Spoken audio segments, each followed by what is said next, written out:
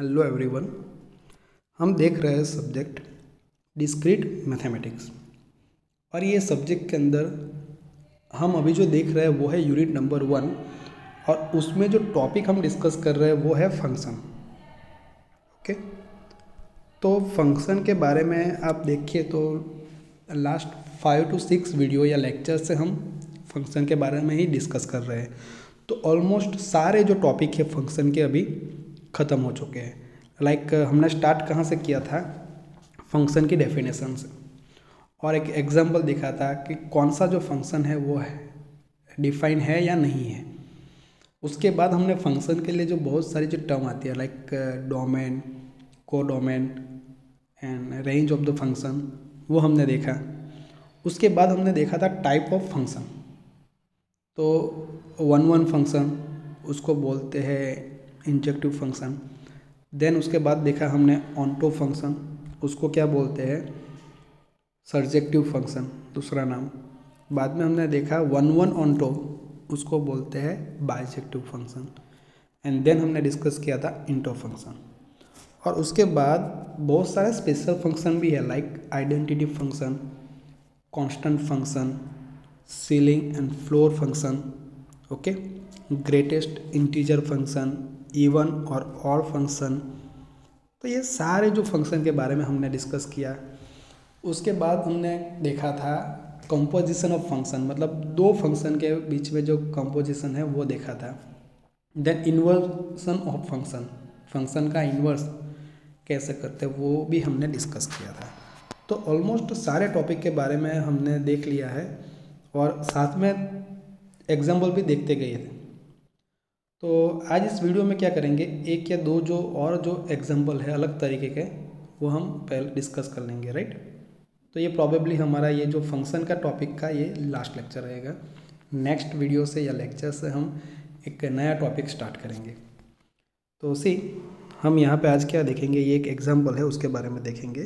तो example number 9 जो है वो क्या है, फाइंड दी डोमेन, मतलब डी का बोलते हैं डोमेन किसका, तो फंक्शन एफ का, D of F, domain of function of each of the following function.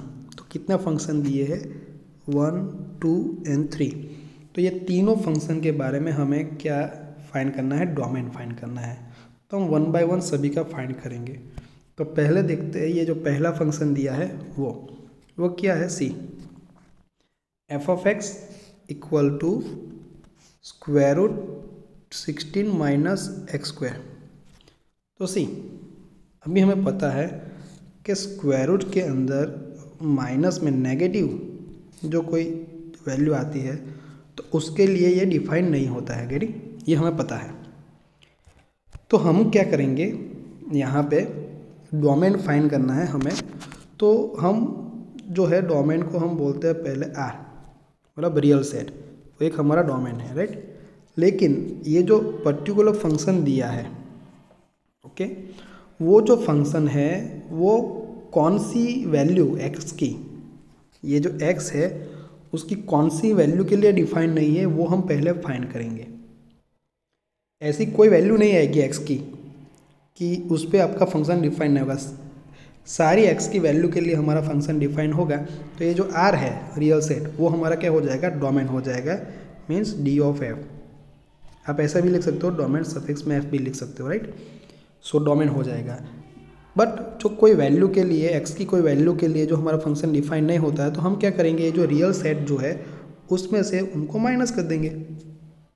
तो ये हमारा क्या हो जाएगा, डोमेन हो जाएगा फंक्शन का, पता चला। तो हमारा फंक्शन डिफाइन कब नहीं है वो हम पहले देखेंगे। तो देखो ये स्क्वायर रूट में 16 माइनस एक्स स्क्वायर है।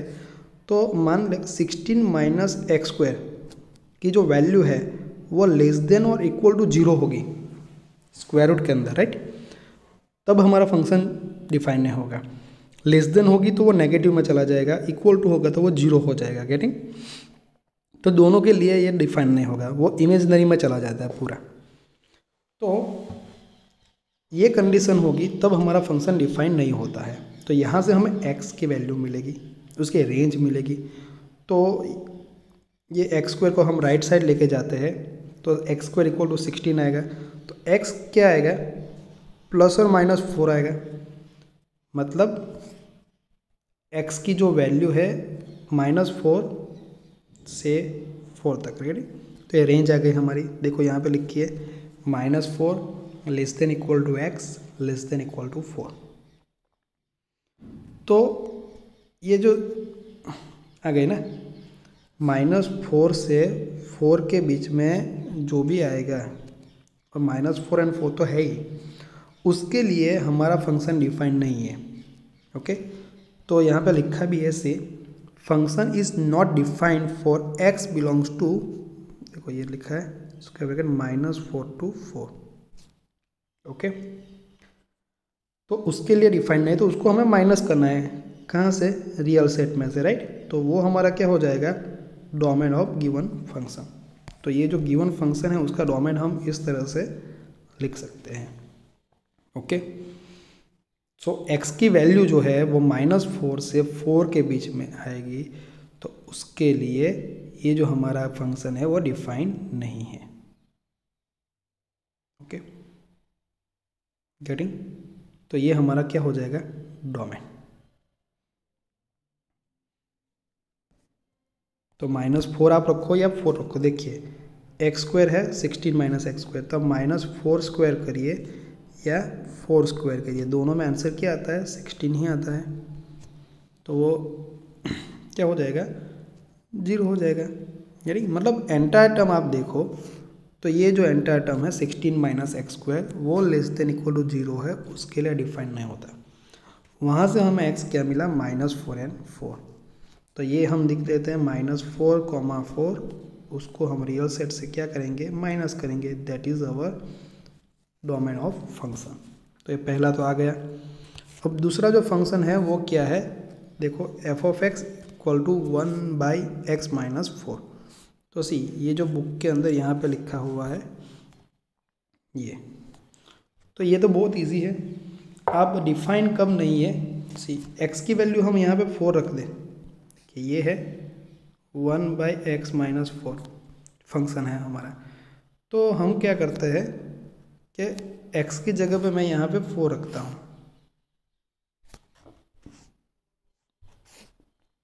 ओके, x की जगह पे यहाँ पे x है तो x की वैल्यू मैं 4 करता हूँ, तो 1/4 - 4, तो आंसर क्या आएगा, 1/0। दैट मीन्स इनफाइनाइट आ जाएगा। तो इनफाइनाइट आ गया, दैट मीन्स कि हमारा जो फंक्शन है वो x इक्वल टू 4 पे डिफाइन ही नहीं है। ओके, तो ये एक ही वैल्यू पे डिफाइन नहीं है, तो ये जो एक ही वैल्यू है ना, उनको हम माइनस करते हैं कहाँ से, रियल सेट से, वो हमारा क्या हो जाएगा, डोमेन ऑफ द फंक्शन। उसका मतलब क्या हुआ कि ये जो गिवन फंक्शन है वो 4 के अलावा x की सारी वैल्यू के लिए डिफाइन है। ओके, सो ये रियल सेट जो है, रियल सारी कोई भी रियल वैल्यू होगी उसके लिए ये फंक्शन डिफाइन है, बट 4 के लिए नहीं है, तो वो रियल सेट मेरी 4 को हम निकाल देते हैं। That is the answer. Okay, वो हमें आंसर दे देगा, किसका, answer of domain of the function. तो बहुत इजी है ये तो। अब देखिए लास्ट जो है फंक्शन वो है f(x) इक्वल टू क्या लिखा हुआ है, सी x² - 5x + 6, ये है।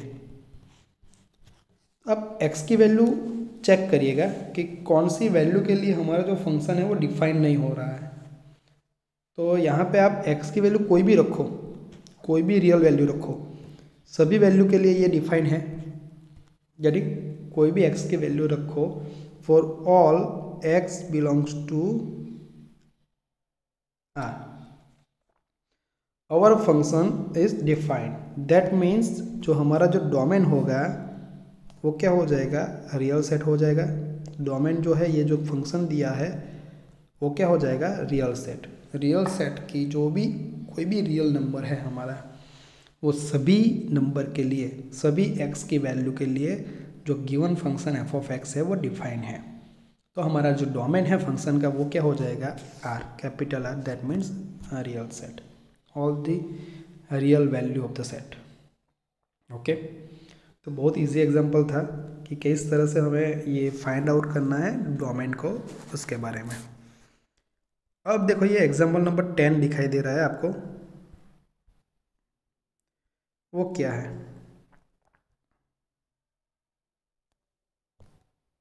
वो है फाइंड द ग्राफ। सो हमें ग्राफ ड्रॉ करना है ऑफ द फॉलोइंग फंक्शन।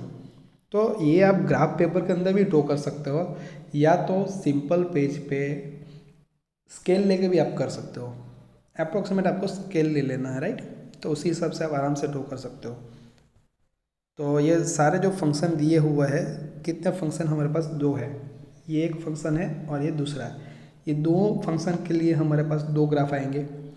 तो ये एक्चुअल में क्या है, ये सारे जो x है वो हमारे डिपेंडेंट है। तो ये x की वैल्यू दी है, रेंज दी है उनकी, राइट? तो वो हम x एक्सिस पे डिफाइन करेंगे।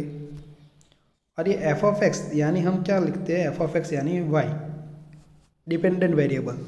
तो ये y एक्सिस इस तरह से हम लिखेंगे y, और उसके अंदर ये दोनों y एंड x के बीच में जो रिलेशनशिप है ना, वो हम ग्राफिकली रिप्रेजेंट करेंगे, वो हमारा ग्राफ हो जाएगा। तो देखिए ये पहला जो है एग्जांपल, उसका ये ग्राफ है। मैं थोड़ा पूरा बताता हूँ आपको। देखिए ये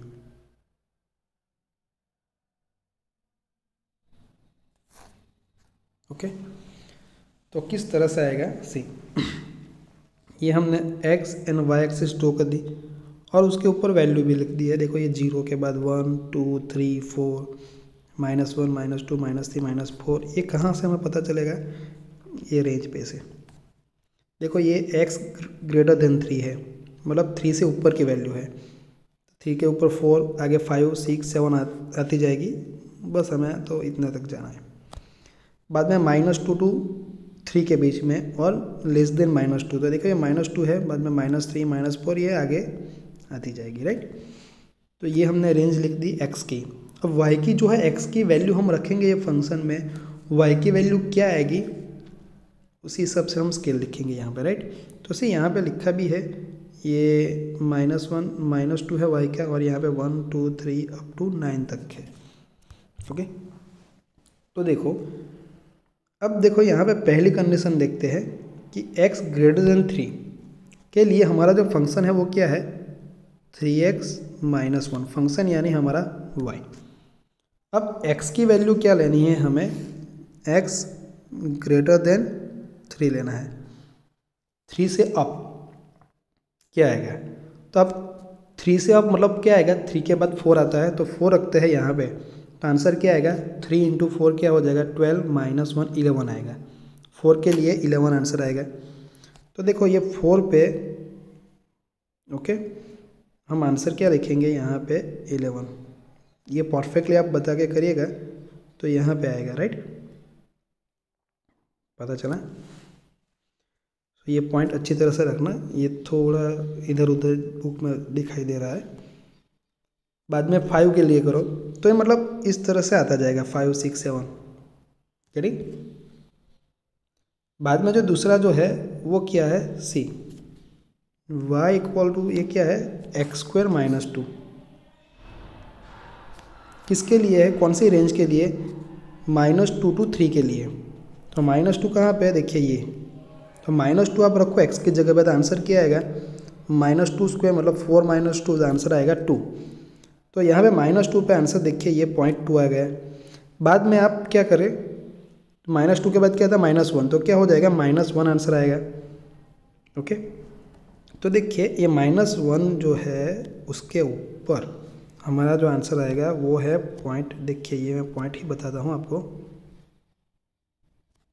ये पहला आया हमारा 2, -2 पे, -1 पे हम आएगा -1, तो ये यहाँ पे है, ये दिखाई दे रहा है, ये आपका -1 है, तो यहाँ पे आएगा। बाद में आता है आप 0 रखो तो -2 आएगा। तो देखो ये 0 जो है उसके ऊपर ये -2 है। बाद में 1 कहाँ तक जाना है, ये रेंज है 3 तक, तो 1 रखते हैं तो आंसर क्या आएगा, -1, तो यहाँ पे आएगा। देन 2 रखते हैं तो आएगा 2 आएगा 2 पे, तो सीधा यहाँ पे आ जाएंगे। अब 3 रखेंगे तो आंसर क्या आएगा, 3 स्क्वायर मतलब 9 माइनस 2 तो 7 आएगा। देखिए तो ये यहाँ पे 7 आ गया, ये y की वैल्यू राइट। उसको ज्वाइन कर दो, इस तरह से कब आ गया इनका। तो देखो हमने ये पहला ये जो हमने ये पहला जो बताया है ना उसके लिए, और ये सेकंड, ये दोनों के लिए हमने कर दिया। अब क्या है देखो लास्ट में y इक्वल टू क्या है 2x प्लस 3 है, किसके लिए, x लेस देन -2 के लिए। तो -2 के बाद क्या आएगा -3, तो यहाँ पे हम -3 x की जगह पे रखेंगे तो आंसर क्या आएगा 2 इंटू -3 प्लस 3, तो आएगा -6 प्लस 3, तो आंसर आएगा -3 आएगा। तो देखिए नीचे नहीं बताया है, लेकिन -3 के ऊपर आप देखिए -2 है तो यहाँ पे -3 आएगा, उसके नीचे ये बताया है। उसके बाद आप करोगे तो उसके आगे माइनस आता जाएगा, -4 -5 रखते जाए x की वैल्यू माइनस, तो ये आती जाएगी राइट। तो ये लाइन बताइए। तो इस तरह से हम कोई भी जो है दिया हुआ है फंक्शन उसका हम ग्राफ ड्रॉ कर सकते हैं।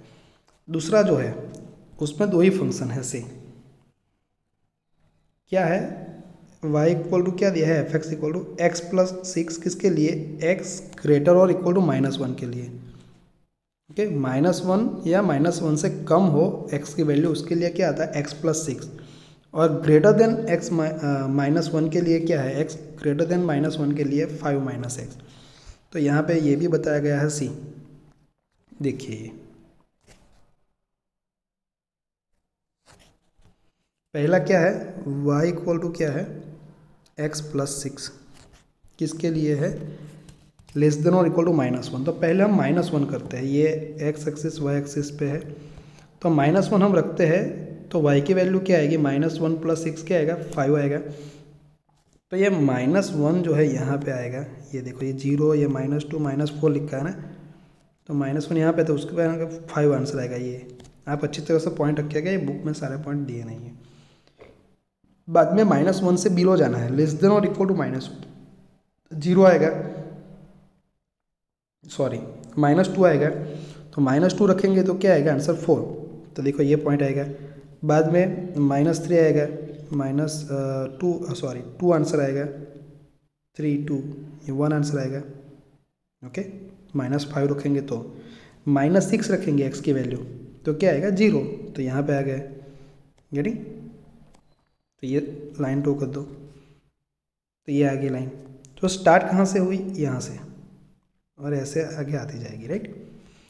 अब देखिए नेक्स्ट क्या है, x ग्रेटर देन -1, -1 से अबव क्या है फंक्शन डिफाइन किया, वो है 5 माइनस x। तो -1 से ज़्यादा कौन आएगा, पहला 0 आएगा, तो हम यहाँ पे 0 रखते हैं, तो 0 5 माइनस 0, तो आंसर क्या आएगा 5। तो 0 पे जो है आंसर क्या आएगा, ये 0 पे आंसर देखिए 5 है, ये वाला। बाद में क्या आएगा 1, तो 1 पे 5 माइनस 1 4 हो जाएगा। ओके, तो देखो यहाँ पे आएगा, देन 2 रखेंगे तो 3 आएगा, 3 पे क्या आएगा 2 आएगा, 4 पे 1 आएगा, 5 पे क्या हो जाएगा 0, और ऐसे आगे लाइन आती जाएगी। तो x की वैल्यू इस तरह से चेंज करके हम y जो है फंक्शन जो है हमारा fx, y यानी हमारा fx, वो हम इस तरह से ग्राफ के थ्रू भी उसको हम रिप्रेजेंट कर सकते हैं राइट। तो ये हुई बात किस तरह से हमें ग्राफ ड्रॉ करना है फंक्शन का, और फंक्शन का जो डोमेन है वो हमें किस तरह से फाइंड आउट करना है राइट। तो नेक्स्ट वीडियो से हम नया टॉपिक के बारे में हम देखेंगे और स्टार्ट करेंगे एक नया टॉपिक।